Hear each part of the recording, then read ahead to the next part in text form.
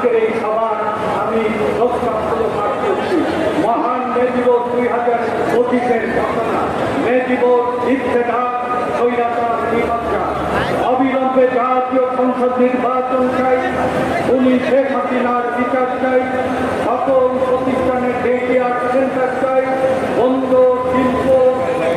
শিল্প চালু করো, নতুন শিল্প গড়ে তোলো, আউটসোর্সিং বন্ধ করো, স্থায়ী পথ সৃষ্টি করো, অবাধ গণতান্ত্রিক লেনদেনের অধিকার চাই, সকল শ্রমিককে শ্রম আইনে অন্তর্ভুক্ত করতে হবে, নারী শ্রমিকের মাতৃকালীন সুরক্ষা নিশ্চিত করতে হবে, শ্রমিক হত্যার বিচার চাই, শ্রমিক নির্যাতন বন্ধ করতে হবে, কর্মসংস্কার কমিশনের সুপারিশ বাস্তবায়ন করতে হবে, বৈষম্যহীন জাতীয় পে স্কেল ও মজুরি হার ঘোষণা করতে হবে, জরুরি পরিষেবা আইন সহ সকল কানুন বাতিল করতে হবে, 2018 সালে সড়ক পরিবহন কালো আইন বাতিল করতে হবে, খাদ্য সহ নিত্য পণ্যের দাম কমাও, শ্রমিক বাঁচাও, মানুষ বাঁচাও, সকল শ্রমিকের ডাটাবেস তৈরি করে অন্যান্য বাহিনীর মতো বাংলাদেশের সম্পদ এবং পণ্য সৃষ্টিকারী শ্রমিকের রেশনিং ব্যবস্থার আওতায় আনতে হবে।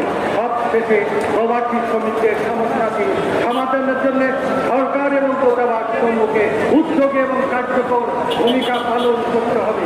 এই ঘটনা বাস্তবায়নের লক্ষ্যে শ্রমিক দলের নেতৃত্বে ঐক্যবদ্ধ হওয়ার জন্য দেশের সকল মিল, কল কারখানা, অফিস, আদালত, প্রতিষ্ঠানের শ্রমিক কর্মচারীদের প্রতি উদাত্ত আহ্বান জানাচ্ছি। মহান মে দিবস অমর হোক দুনিয়ার মতো। এই দাবির প্রতি যদি আপনাদের সমর্থন থাকে, দুই হাত তুলে আপনারা জানাবেন। সবাইকে ধন্যবাদ।